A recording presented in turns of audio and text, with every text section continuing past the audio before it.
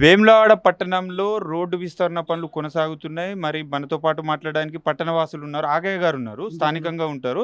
ఇక్కడ ఈ ఇల్లును కోల్పోయాడు రోడ్డు విస్తరణలో, ఈ ఇంటి ఓనర్ అన్నమాట. సో తనతో మాట్లాడదాం. తనకి ఇప్పుడు ఈ రోడ్డు విస్తరణ పనులను అంటే రోడ్డు వెడల్పును స్వాగతిస్తున్నారా, అభివృద్ధిని స్వాగతిస్తున్నారా, ఇప్పుడు తనకు జరిగిన నష్టానికి నష్టపరిహారం వచ్చిందా లేదని తన మాటలు తెలుసుకున్నాం. ఆగయ్య గారు నమస్తే. చెప్పండి, మొత్తం రోడ్డు వెడల్పు కార్యక్రమం ఇది కొనసాగుతుంది. దీన్ని మీరు స్వాగతిస్తున్నారా, మీకు నష్టపరిహారం వచ్చిందా, దీని గురించి చెప్పండి. దీన్ని మేము స్వాగతిస్తున్నాం. ఇప్పటికీ 40 సంవత్సరాల పోతుందని దీంట్లో బాగా టైం తీసుకున్నది. ఇక్కడికే 3-4 సార్లు ఇప్పటికీ వస్తుంది అని మరీ 20 సంవత్సరాల సంది ఘోరంగా బతుకు. ఈ ఇల్లు కూలిపోవడు, ఊకే కట్టుడు, టెన్షన్ మేము. ఇక రేపు పోద్ది, ఎల్లుండి పోద్ది, ఆడ హాస్పిటల్కి పోవాలన్నా బ్రిడ్జి కాడ అడ్డం పెడతారు పోలీసులు. ఊళ్ళోకి రానియరు, పోనీయరు. ఎవరో చనిపోయినా, ఏమన్నా ఆపదికి అంబులెన్స్ రావాలన్నా వాళ్ళ పర్మిషన్ తీసుకొని రానియాలి లోపలికి. చిత్రవద చేసిన 2 రోజులు బాగా బాధ. మేమే ముప్పు. ఇది మాది 2వ సారి పోతుంది. దీంట్లో నా తండ్రి పుట్టిండు, నేను పుట్టినా, నా కొడుకు పుట్టిండు. ఇది మాది 3 తంతెలు, అంటే 3వ తరం. ఇది మాది, మా తాత 4వ తరం. మాది 2వ సారి ఇడికెళ్ళే. ఫస్ట్ బ్రిడ్జి కట్టినప్పుడు మా దగ్గరికెళ్ళి చాలా అయింది మంచిగా.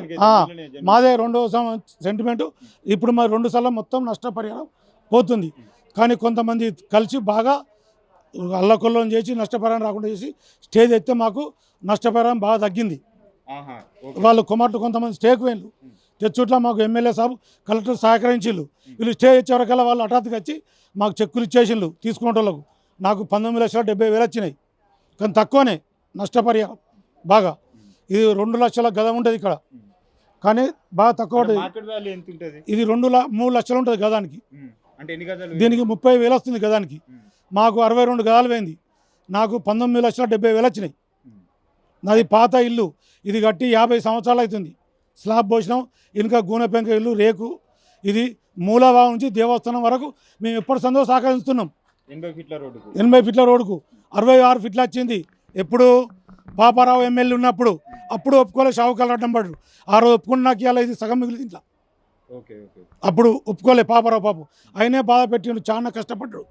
ఇప్పుడు వచ్చిన ఆశను తొందరగా దీన్ని శబ్దం తీసుకున్నట్టు చాలా ప్రజల కోసం చాలా మంచి చేస్తుండు.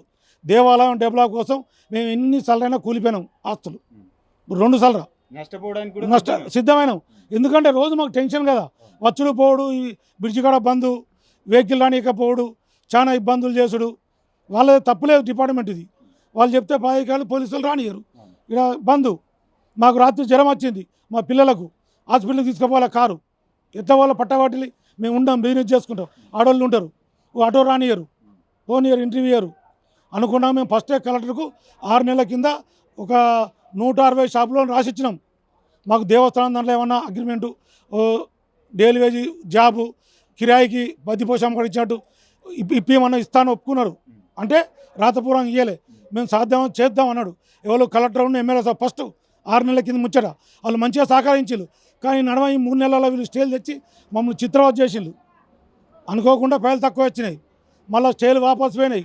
మళ్ళీ అవి తెప్పించుకున్నాం మేము. ఇవి మా డబ్బు చెక్కు వచ్చినాయి, చెక్కులు సుధా వాపసు పంపించిన స్టేలు తెచ్చి స్టే తెచ్చినాక నైబార్ దండ వేసినది, అదే ఫండ్స్ వేసినట. మళ్ళీ కలెక్టర్ ఎమ్మెల్యే సాబ్ కలిసి మేము ఒక 50 మందిని పోయి మా స్టేలు మళ్ళీ అందరు తెప్పించినాం. స్టేలో ఉన్నోళ్ళే మా మొత్తం వచ్చినాయి. ఇప్పుడు దాదాపు 80% మందికి చెక్కులు వచ్చేసినాయి. స్టార్టింగ్ చెక్ నేనే తీసుకున్నాం. మా కూరగాయలు మాయి ఈరోజు మాయి ఒక 8 షాపులు పోతున్నాయి. మా అన్నోళ్ళే నాయి 12 షాపులు పోయినాయి. మా కూరగాయల ఆగయ్య, కూరగాయల మల్లేశం, కూరగాయల చిన్న మల్లేశం మాయే 8-12 షాపులు పోతున్నాయి. మొత్తానికంటే స్వాగతిస్తున్నారు కదా.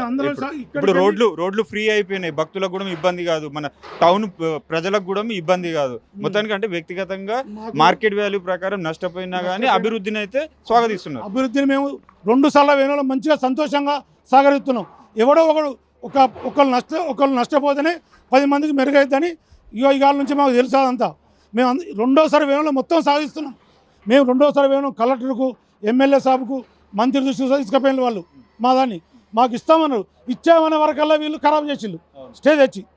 పెద్ద ప్రాబ్లం ఏంటంటే దయచేసి ఎమ్మెల్యే కానీ కలెక్టర్ కానీ మాకు 2వ సారి వేయడంలో కొంత సానుభూతి మీ టీవీ తరఫున తెలుపగలరు. మాకు ప్రజలకు మాకు తరఫున అంటే దేవస్థానంలో ఏదైనా అవకాశాలు ఉంటే మాకు కిరాయి దేవస్థానం ఒకటి 20 సంవత్సరాలు 30 సంవత్సరాలు అగ్రిమెంట్, ఒక తక్కువ కిరాయితోని ఓ 5,000 4,000 కిరాయితో ఒక రూమ్, ఒక daily wage job temporary, permanent కాదు. బద్ది పోషమ్మ అక్కడ ఇచ్చాడు మాకు ఇవ్వను, బద్ది పోషమ్మ జాబ్ తీసుకుని చేస్తున్నాం. సేమ్ అదే ప్రకారంగా మాకు వర్తించట్టు మీ టీవీ ద్వారా కొంచెం కోరుకుంటున్నాం. అన్న మీరు చెప్పండి, పెద్ద మనిషి ఇప్పుడు పేరు చెప్పండి, పేరు మీ పేరు చెప్పండి. మీకు ఏమైనా నష్టం జరిగిందా? మేము చుట్టాలము, మాకు ఏం నష్టం అని లేదు ఇక్కడ. అంటే ప్రాపర్ ఇదే వెమ్లవాడనే మాది, కానీ అది చేద్దామని చేసారు. కానీ కొందరికి నష్టపరిహారం గవర్నమెంట్ ప్రభుత్వం ఇస్తా అన్నప్పుడు వీళ్ళు కొద్దిగా నష్టం చేసుడుకు ఆ ప్రభుత్వం ఏంటంటే కొద్దిగా సహకరించాలి, చూడాలి. మరి మనం ఇస్తా అన్నోళ్ళకు 2-3 సార్లు నష్టపోయారు, అయినా మనకు సహకరిస్తున్నారు, ప్రభుత్వాన్ని సహకరిస్తున్నారు, డిపార్ట్మెంట్కు సహకరిస్తున్నారు. వారిని ఏం చేయాలన్నది కూడా వాళ్ళు డిపార్ట్మెంటే, ఎమ్మెల్యే కానీ కలెక్టరే కానీ ప్రభుత్వం ముఖ్యమంత్రి కానీ వాళ్ళు కొంచెం అర్థం చేసుకొని వీళ్ళను వాళ్ళకు సహకారం, వాళ్ళ అన్నంత డబ్బు మళ్ళీ తిరిగి ఇవ్విస్తే బాగుంటుందని మా యొక్క కోరిక. మొత్తానికైతే అభివృద్ధిలో భాగంగా 80 ఫీట్ల రోడ్డు దక్షిణ కాశీ వేములవాడలో పనులు చకచకా కొనసాగుతున్నాయి. సో రోడ్డుని ఆనుకొని ఉన్న కొందరు ఆస్తులు ఉన్నాయి, ఇక్కడ వ్యాపారస్తులు ఉన్నారు, పట్టణంలో ఉంటూ వాళ్ళ వ్యాపారాలు కొనసాగించుకుంటారు. సో ఈ రోడ్డు విస్తరణ పనులకు అంటే ఇక్కడ స్థానికంగా ఉండే ప్రజలు ఏమంటున్నారో అడిగి తెలుసుకునే ప్రయత్నం చేద్దాం. ఆంజనేయులు గారు నమస్తే, చెప్పండి. మొత్తానికైతే 80 ఫీట్ల రోడ్డు జరుగుతుంది, పనులు కూడా ఫాస్ట్గా జరుగుతున్నాయి. సో మీరు దీన్ని స్వాగతిస్తున్నారు, ఏమంటున్నారు? మేము స్వాగతిస్తున్నాం దీన్ని. కాకపోతే మాకు డెవలప్మెంట్ కావాలని ఉంది. మా షాపు 50 సంవత్సరాల షాప్ మాది, అయినా మేము భయపడలే ఇవ్వడానికి. మాకు నష్టపరిహారం తక్కువ వస్తుంది. ఇక్కడ ₹1,00,000 గజం ఉన్నది, 30,000 గజం ఇచ్చి మమ్మల్ని సరిపెట్టుకోమని మాట్లాడుతున్నారు. అయినా స్టే తీసుకొచ్చుకున్నాం. ఆ స్టే దేనికోసం తెచ్చినామంటే మాకు నష్టపరిహారం సరిగ్గా రానందున తీసుకొచ్చినాం. డెవలప్మెంట్కు మేము అడ్డం చెప్తలేము. ఓకే, నష్టపరిహారం తక్కువ ఉంది కాబట్టి మేము నష్టపరిహారం కోసమే మేము స్టే తీసుకొచ్చినాం కదా. డెవలప్మెంట్ కావద్దని కాదు, మాకు డెవలప్మెంట్ కావాలి. మా నష్టపరిహారం ఎవరు ఇవ్వాలి? మూలకున్న పోచమ్మ గుడి దగ్గర 30,000 గజం ఇచ్చారు. ఇది మెయిన్ రోడ్, హైవే రోడ్. ఇది జిల్లా స్థాయి కాదు, ఇది మండల స్థాయి. అది మనకు మండల స్థాయి ప్రకారమే ఉండాలి. ఇది మన జిల్లా స్థాయి కాదు కదా. జిల్లా స్థాయిలో 80 ఫీట్లు ఉండాలి, ఇక్కడ 66 ఫీట్లు సరిపోతుంది. అయినా 80 ఫీట్లకైనా స్వాగతించినాం. మా నష్టపరిహారం మాకు రావాలి. కరెక్టే, కానీ ఒక రోజు అంటే మినిమం ఒక 50,000 మంది భక్తులు తెలంగాణ వ్యాప్తంగా ఇక్కడ వస్తున్నారు. సో రద్దీ ఎక్కువ, ట్రాఫిక్ జామ్ అవుతుంది, మీరే చూస్తుంటారు. తెల్లారు ఉన్నాయి, కరెక్ట్. స్థానికంగానైతే ఇబ్బంది కదా, ట్రాఫిక్ ఇబ్బంది అయితే వాస్తవమే. ఫుట్పాత్ వాళ్ళు కూడా దీన్ని ఆక్రమిస్తున్నారు.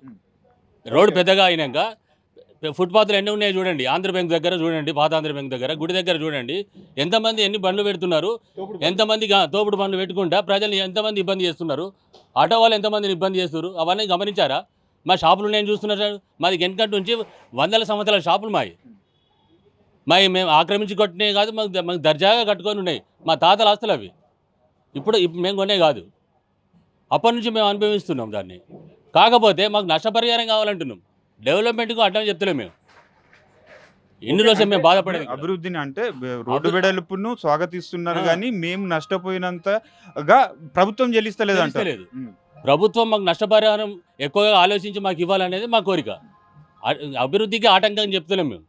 అభివృద్ధి కావాలి, జిల్లా స్థాయిలో కావాలి. అభివృద్ధి కావద్దని కాదు, వచ్చిన యాత్రికులకు ఇబ్బంది కావద్దు, ఎవరికి కావద్దు అనేది మా కోరిక. ఇంత పెద్ద రోడ్డు అయినా కానీ మళ్ళీ ఫుట్పాత్లు కాకుండా చూసుకోవాలి. ఫుట్పాత్లు మళ్ళీ అయినాయి అనుకో, మళ్ళీ ఎప్పటికైనా ఉంటుంది అంతా. ఫుట్పాత్లను అరికట్టాలి. ఫుట్పాత్లను అరికడుతూ డెవలప్మెంట్ను స్వాగతిస్తాం. మాకు నష్టపరిహారం మాత్రం ₹1,00,000 గజం రావాలి. దానికోసం మేము స్టే చేసాం. ఇప్పుడు ఏంటి పరిస్థితి మరి దానిపైన? ఇప్పుడు అంటే కోర్టులో ఉంది, కోర్టులో స్టే ఉండడం కూడా దౌర్జన్యంగా నిన్న వచ్చి కూలగొట్టారు. దాని గురించి కూడా మేము ఆలోచించాలి. ఈ గవర్నమెంట్ కూడా మాకు ఇట్లా ఇంతగానం బాధ పెట్టి చేయొద్దు. ఫైనల్గా ఏం చెప్పబోతున్నారు అంటే ఎమ్మెల్యే గారు కావచ్చు, అధికారులకు కావచ్చు, ఏం చెప్పారు? అధికారులకు నేను చెప్పేది ఏంటంటే, మేము అధికారికంగా మీరు చేస్తున్నారు, మేము అడ్డని చెప్తున్నాం. దానికి మాకు మాత్రం నష్టపరిహారం ₹1,00,000 గజం ఇవ్వాలి. ఇక్కడున్న వాల్యూ ప్రకారం. మూలకున్న బద్దిపోచమ్మ టెంపుల్ ఏరియా చిన్నది, ఇది హైవే రోడ్ పెద్దది.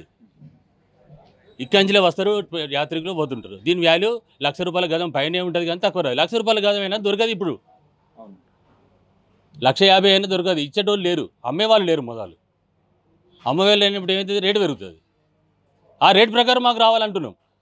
లేకుంటే మాకు ఒక షాప్ కట్టి ఎక్కడన్నా బైపాస్ ఎక్కడైనా సరే షాప్ కట్టించి నష్టపరిహారం ఎంత ఇచ్చినా మేము తీసుకుంటాం. ఏది లేకుండా మమ్మల్ని ఇంత ఇబ్బంది పెట్టి బాధ పెడుతుంటే మాకు ఎంత అవుతుంది? మా ఫ్యామిలీ అందరూ బాధపడుతున్నారు. ఇప్పుడు ఆ ఇల్లు పోగా ఆ షాప్ పోగా వెనుకకు మా ఇల్లు పోతుంది. బాత్రూమ్లు, లాట్రీన్లు అన్నీ ఎంత 2 బెడ్రూమ్లు పోతున్నాయి. ఇప్పుడు మళ్ళీ ఇల్లు కట్టిన దానికన్నా ఎక్కువ అవస్థ అవుతుంది మాకు. ఉండడానికి ఇల్లు లేకుండా అయిపోతుంది పైన. చాలా ఇబ్బందులు పడుతుంది మా ఫ్యామిలీ మేము.